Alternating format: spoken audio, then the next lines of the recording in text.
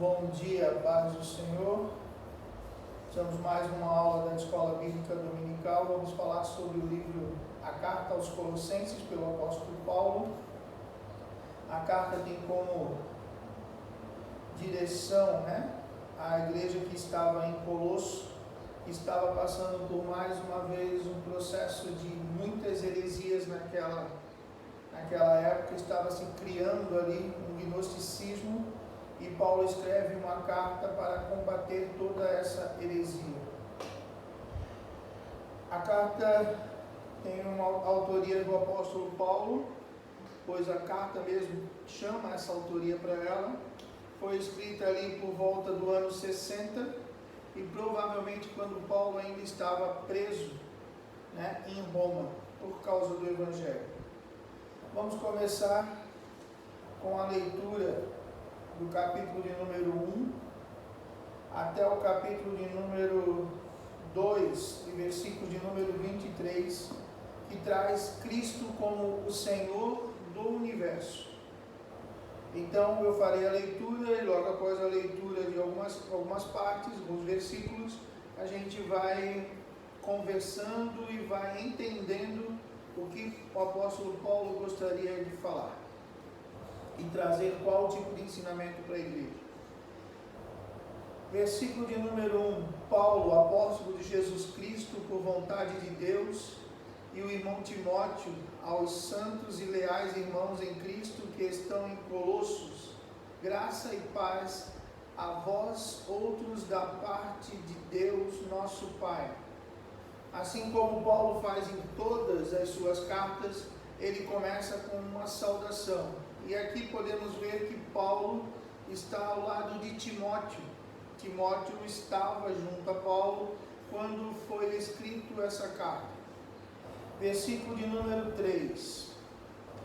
Damos graças a Deus Pai de nosso Senhor Jesus Cristo, rogando sempre por vós, desde que ouvimos falar da vossa fé em Cristo Jesus e do amor que tendes por todos os santos, por causa da esperança que vos está reservada no céu, do qual já ouviste pela palavra da verdade o Evangelho, que vos alcançou e da mesma forma está chegando em todo o mundo, frutificando e se espalhando, assim como ocorreu entre vós, desde os dias em que ouvistes e conheceste a graça de Deus na verdade, segundo fostes instruído por Epáfras, nosso amado conservo, leal ministro de Cristo em nosso favor. Ele também nos contou do amor que tendes no Espírito. Esses primeiros versículos já está falando que o Evangelho estava sendo pregado, sendo espalhado pelo mundo todo. Então, o Evangelho estava crescendo, mas estava crescendo de uma forma muito rápida, e onde precisava ter alguém que pudesse controlar esse crescimento no sentido de não entrar heresias dentro dessa igreja. Sendo assim, as heresias elas vinham de algumas formas e o apóstolo Paulo, através da sua carta, tentava corrigir para que não entrasse essas heresias, para que fosse pregado o verdadeiro evangelho da verdade. No versículo 9 nós vamos ver uma oração de Paulo por eles. Está escrito assim: por esse motivo também nós, desde o momento em que soubemos desse fato igualmente, não deixamos de orar por vós e de suplicar que sejais cheios do pleno conhecimento da vontade de Deus, com toda a sabedoria e entendimento espiritual. Paulo alerta que temos que continuar orando para aquelas igrejas que estão em perigo, e às vezes o perigo das heresias entrar, e que ele estava orando e também manifestando a vontade de estar com eles para que pudesse ser corrigido tudo aquilo que estava de errado, suplicando para que eles fossem cheios do pleno conhecimento, do conhecimento espiritual, do conhecimento da vontade de Deus, e não de filosofias que estavam invadindo aquela igreja naquela época. A sabedoria e todo o entendimento espiritual, aquilo que o Espírito Santo estava ensinando a ele, e ele tinha passado para essa igreja, porém as filosofias do mundo tinham começado a entrar dentro dela.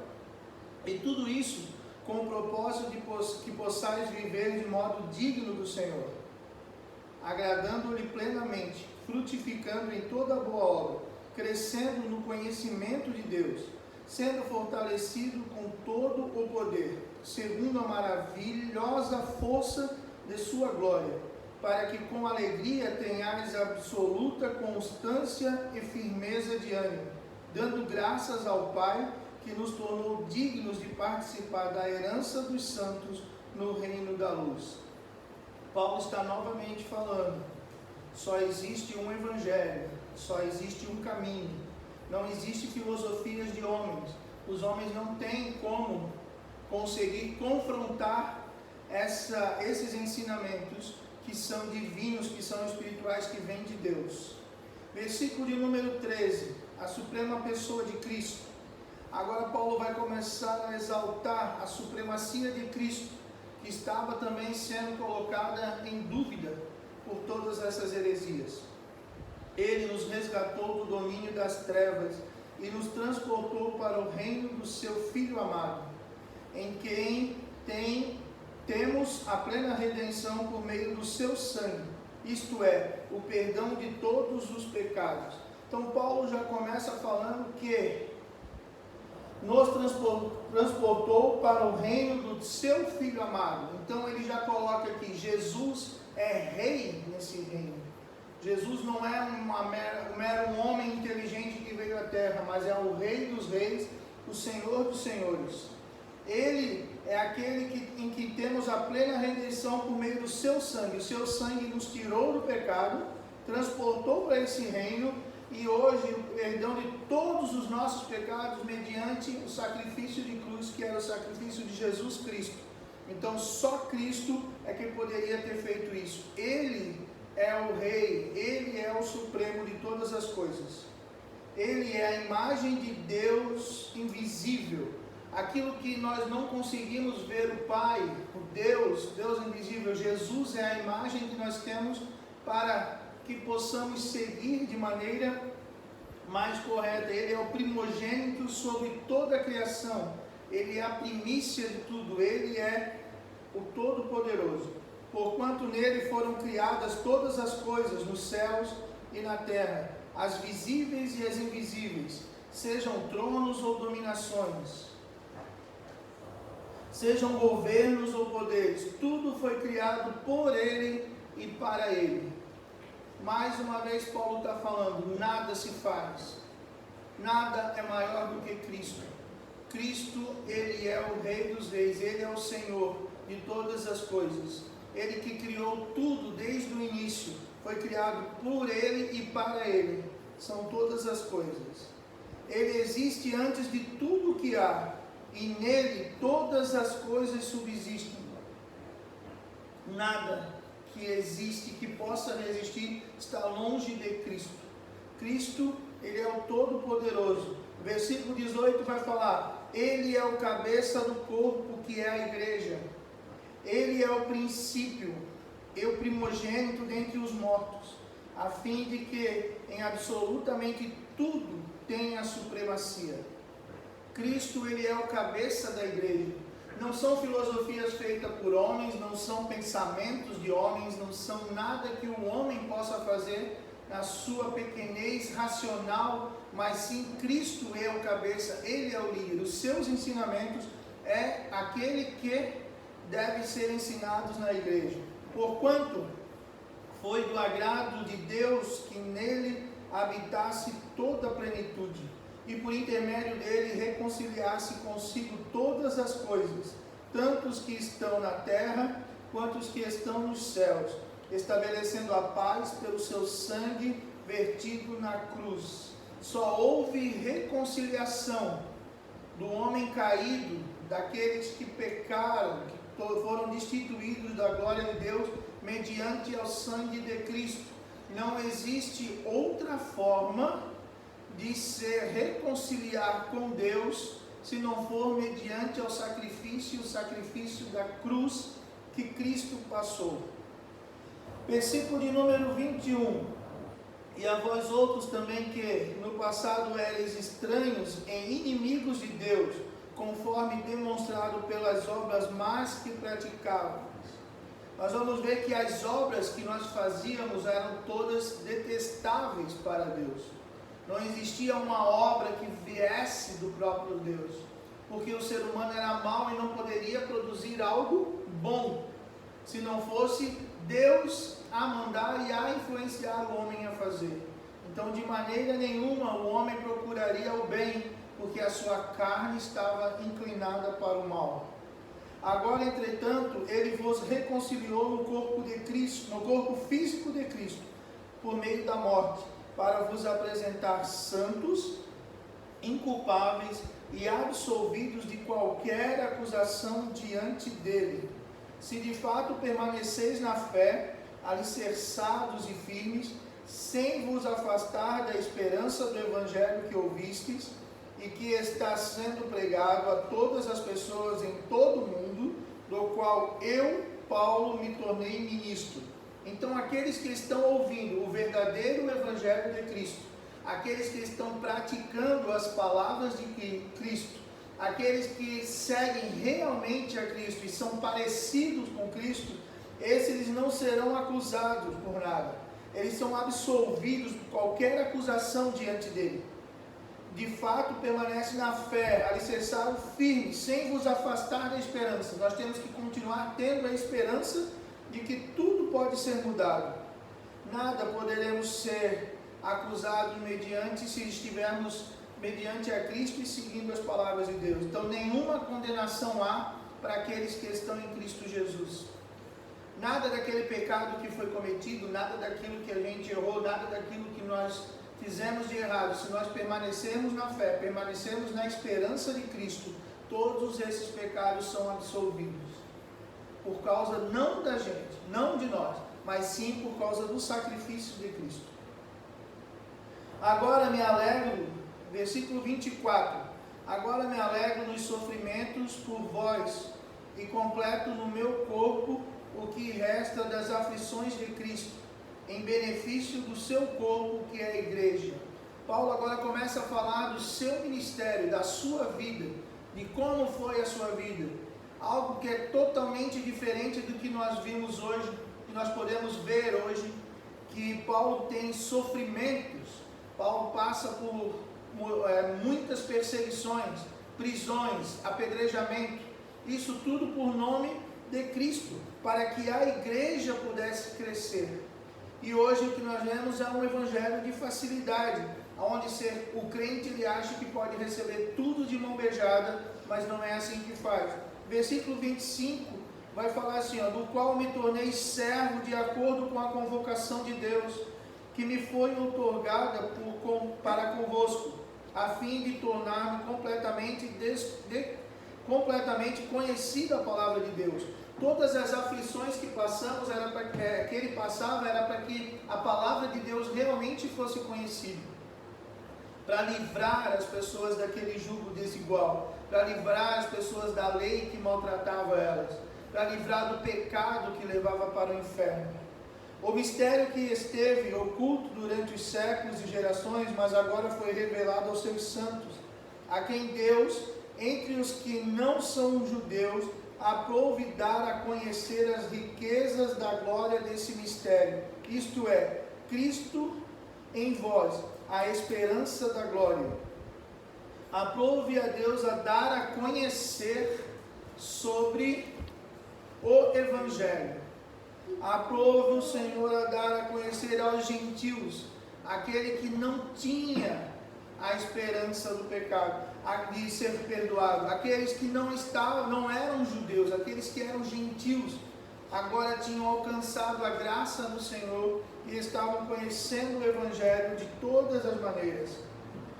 A Ele, portanto, proclamamos, aconselhando e ensinando a cada pessoa com toda a sabedoria, para que apresentemos todo homem perfeito a Cristo.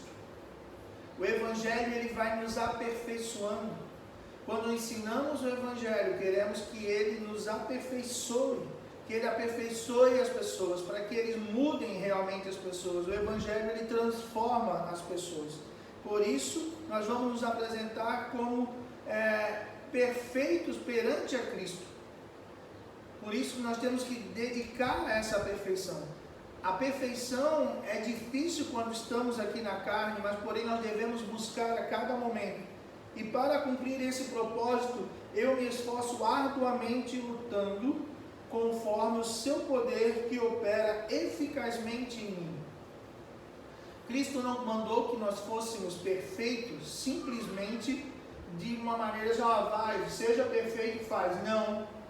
Ele, com o seu poder que opera eficazmente, nós alcançaremos essa estatura de varão perfeito, porque não é por nossos méritos, mas o poder de Cristo que opera eficazmente. Não tem como nós não alcançarmos. Vai ser eficazmente, o seu poder vai fazer com que seja eficaz esse processo. Capítulo de número 2. Portanto, gostaria que soubesseis como é grande a luta que enfrento por vós, pelos que estão em Laodiceia e por todos que ainda não me conhecem pessoalmente. Esforço-me a fim de que o coração deles seja animado, estando vós unidos em amor, e juntos alcanceis toda a riqueza do pleno entendimento, para que possais conhecer perfeitamente o mistério de Deus, a saber, Cristo. Você tem que se esforçar a fim de que o coração seja animado a conhecer as riquezas de Deus e que você tenha o pleno conhecimento de Deus, não um conhecimento raso, não um conhecimento fútil, um conhecimento só de ouvir falar, mas um conhecimento pleno de Deus, onde você tem o conhecimento da sua palavra, você pratica a sua palavra e você faz aquilo que tem que fazer. Esse conhecimento que você tem que buscar. Nele estão ocultos todos os tesouros da sabedoria e do conhecimento. Falo dessa forma para que ninguém vos engane com argumentos interessantes, porém falsos. O apóstolo, ele nos indica a buscar esse conhecimento pleno de Deus, para que nós não sejamos enganados por argumentos que são interessantes, porém falsos. São mensagens que massageiam o seu ego, que eles parecem falar bonito, parecem falar de uma forma tão linda, que você fica olhando e achando, olha, esse é o verdadeiro evangelho. O próprio apóstolo Paulo fala, argumentos que são interessantes, eles trazem coisas que parecem ser interessantes. Eles te dão expectativas que parece que você vai alcançar. Eles te dão palavras que parece que vai acontecer do dia para a noite na sua vida. Porém, são falsos esses conhecimentos. O único conhecimento verdadeiro é o conhecimento que está nas Escrituras. A única forma de conhecer o conhecimento verdadeiro é estudando a palavra de Deus, buscando a palavra de Deus, orando para que o Espírito Santo trabalhe na sua mente. Porquanto, apesar de estar fisicamente distante de vós, estou convosco em espírito, e me sinto feliz ao verificar que estáis vivendo em plena ordem e como está firme a vossa fé. Então, Paulo, nós temos que estar orando em espírito o tempo todo, para que essas heresias, essas falsas pessoas não entrem dentro da igreja e transformem a igreja em algo que não é a verdade. Parece que hoje aqui nós estamos fazendo o quê? Pregando para poucas pessoas, ensinando poucas pessoas, porque a verdade do evangelho não é aquela ficção que estão inventando. E hoje as pessoas preferem acreditar em algo que seja fácil, porque é tranquilo para eles ir lá, ouvir a palavra e depois praticar as mesmas coisas que praticavam antes. Parece que quando tudo está difícil, por quê? Porque você está confrontando todo esse sistema do diabo que está entrando dentro das outras denominações, das igrejas, da igreja de Cristo. Já não é uma coisa nova, não é algo daqui. Aqui, a quarta é para o ano 60 depois de Cristo. Quase 2000 anos depois, ainda mais de 2000 anos depois, as coisas continuam da mesma forma. Existem pessoas que vão ali enganar as pessoas com falsos ensinamentos, mas só que satisfaz o ego. Todo mundo quer ser bajulado, mas ninguém quer enfrentar a verdade. 2:6. Sendo assim, da mesma forma, como recebeste a Cristo Jesus, o Senhor, também andai nele, alicerçados e edificados nele, transbordando em gratidão. Tende muito cuidado para que ninguém vos escravize a vãs e enganosas filosofias, que se baseiam nas tradições humanas e na falsa religiosidade deste mundo e não de Cristo. Tende muito cuidado para que ninguém vos escravize. Essas pessoas que estavam ali na igreja de Colosso, agora começavam a querer juntar as práticas do judaísmo com as práticas de ser um cristão novo. Então queriam festejar, queriam circuncidar, queriam fazer festa, queriam usar o Antigo Testamento, queriam cumprir a lei. E o apóstolo Paulo está falando que não deixe essas coisas vos escravizar. Vãs e enganosas filosofias que se baseiam nas tradições humanas. O Evangelho de Cristo não é baseado em tradições humanas. Elas são falsas e na falsa religiosidade deste mundo e não de Cristo. As pessoas parecem crentes, estão na igreja, estão louvando, estão adorando, mas só tem uma aparência de cristão. A aparência delas é só olhando para elas, você vai ver a religiosidade na vida deles, mas não vai ver a religião fazendo o efeito neles, praticando as boas obras, fazendo aquilo, dando a vida pelo seu irmão.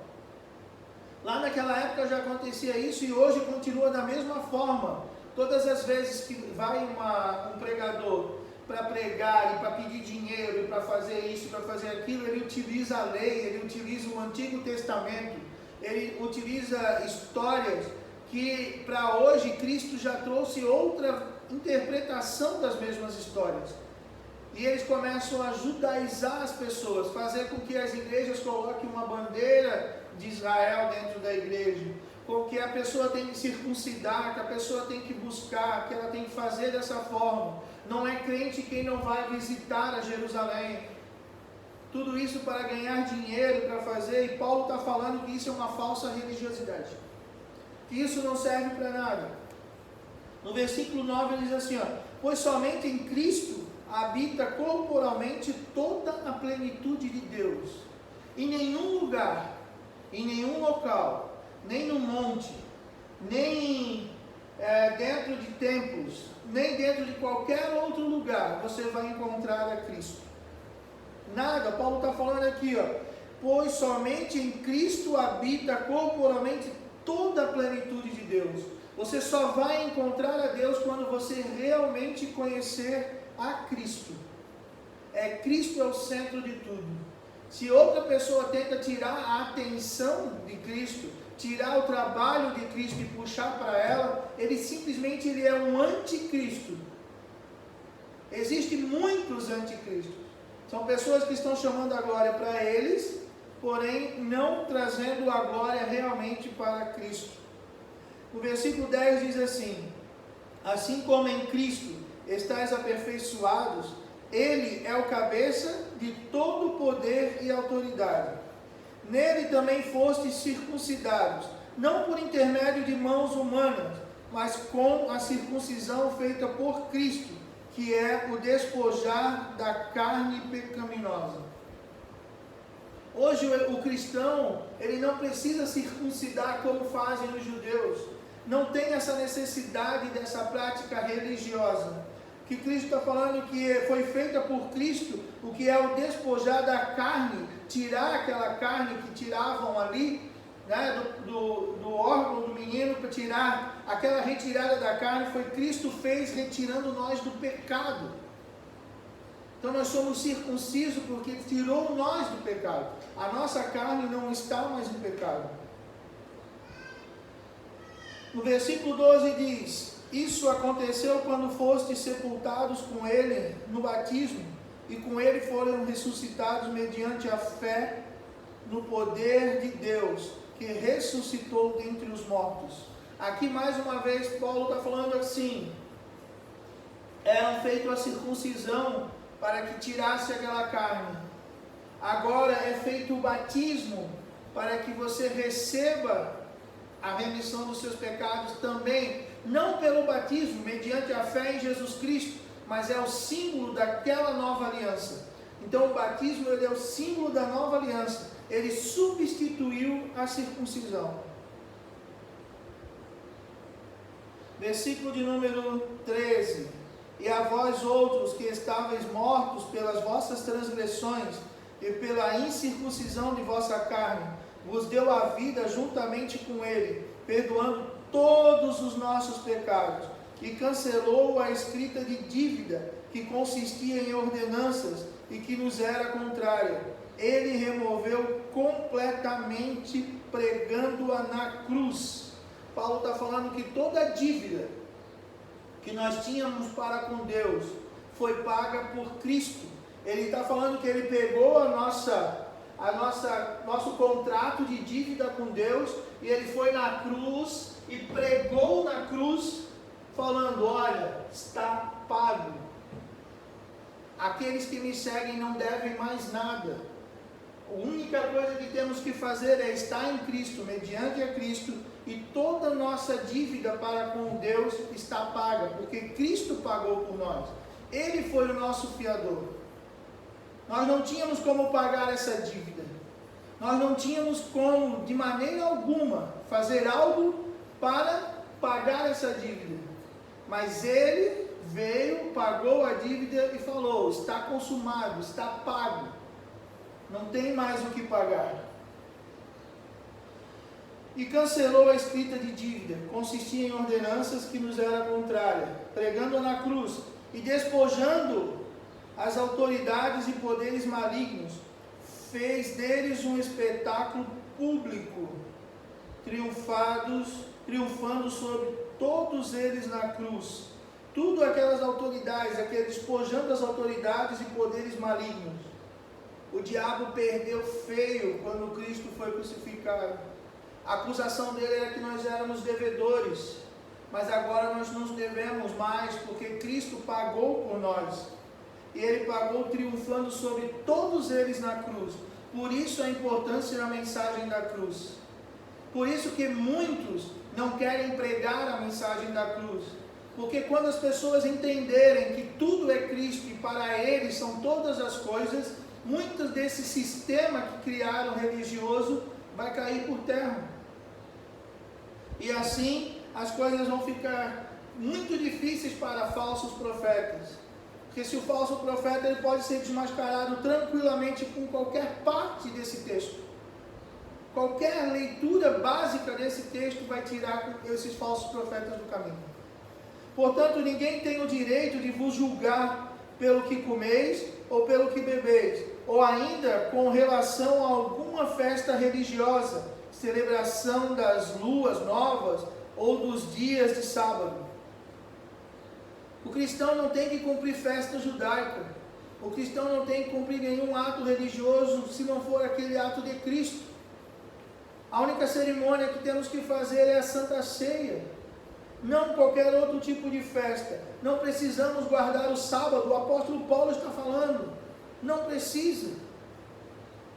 Não precisa ter essa religiosidade. Esses rituais são apenas sombra do que haveria de vir. A realidade, todavia, encontra-se em Cristo. Quando eles estavam no Antigo Testamento, eles eram a sombra daquilo que ia vir. Quando Cristo vem, Ele é a luz daquilo que vem. Então, o que nós temos que entender e que nós temos que aprender é sobre Cristo. Cristo é o caminho, é a verdade e a vida. Não aceiteis que alguém seja árbitro contra vós, fingindo humildade ou culto a anjos, fundamentando-se em visões, ostentando a inútil arrogância do seu conhecimento carnal. Não fundamentando-se em visões. Quantas religiões estão sendo fundadas e estão crescendo porque o certo seu líder tem visões espirituais de tudo. Ele tem visão todo dia. É revelação em cima de revelação. Está aqui. É profecia em cima de profecia. Você já começa o culto, antes de falar uma parte do Evangelho, ele já começa a revelar todas as coisas. O apóstolo Paulo está falando aqui que não pode. Ele está falando que não pode ser fundamentando-se em visões, ostentando a inútil arrogância do seu conhecimento carnal. Não adianta porque eu sei, é porque eu aprendi assim, porque assim não importa. O que importa é o que Cristo está falando. Você sustentar a sua fé em visões, em revelações que sejam fora da Bíblia, está errado, é pecado. Você que deixa de aprender a palavra de Deus para ir atrás de revelações, você está errado, está caminhando por um caminho errado, porque é o único lugar que você encontra o conhecimento da sua verdade é através das Escrituras. Trata-se, pois, de uma pessoa que não está unida à cabeça. O apóstolo Paulo está falando aqui, aqueles que se baseiam somente em revelações, em fundamentos e visões, ostentando a inútil arrogância, ele não está unido à cabeça. Quem é a cabeça? Cristo. Se ele está se baseando nessas coisas, ele não está em Cristo Jesus,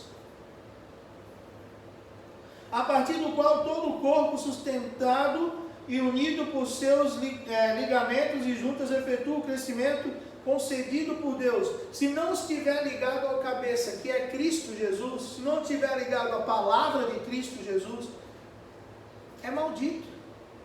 Não tem a liderança de Cristo. Então não é por sonhos, não é por revelações, não é por profecias, é pelo ensinamento da palavra de Deus. É aquilo que a palavra de Deus tem para com a gente. Considerando que morrestes com Cristo para as tradições humanas e a falsa religiosidade deste mundo, por que vos sujeitais ainda a ordenanças como se pertenceis a esse sistema de valores? O apóstolo está falando, se você se converteu, se você entendeu Cristo, se você tem Cristo no seu coração, o Espírito Santo habita dentro de ti, por que tu vai buscar essas coisas? Por que tu vai atrás dessas visões? Por que tu vai atrás dessas festas? Por que tu vai atrás dessas revelações? Não mais obedeçais a regras como estas, está escrito. Não toques, não proves, não manuseies. Todas essas regras estão destinadas a desaparecer pelo uso, pois se baseiam em ordenanças e ensinos meramente humanos. Não chega nem perto. Se está tendo ali, sai fora. Parte para outro lado. Não caia nessa cilada, porque você vai ser iludido. Como disse um pouquinho antes, eles falam bonito. Eles falam bem. Porém, eles estão te levando ao engano. Esses regulamentos têm, de fato, aparência de sabedoria. Parece ser justo. Parece ser algo bom. Parece que vai mudar a tua vida, mas só parece. Com sua pretensa religiosidade, falsa humildade e rígida disciplina para com o corpo, mas não tem valor algum para refrear as paixões da carne.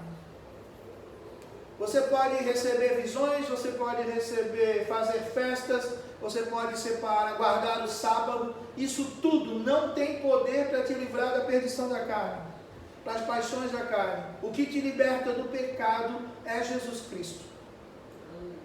O que te liberta da verdade, que é libertar do pecado, trazer que você se transforme, só existe um, Jesus. E somente a sua palavra. Não é por visões, não é por profecias, não é por novas revelações, não é por sabedoria humana, mas sim por Cristo Jesus. Amém? Então hoje nós vamos parar por aqui. Na próxima aula a gente vai continuar do capítulo 3 de Colossenses, para que você agora entenda como é viver depois de tudo isso, em Cristo. Amém?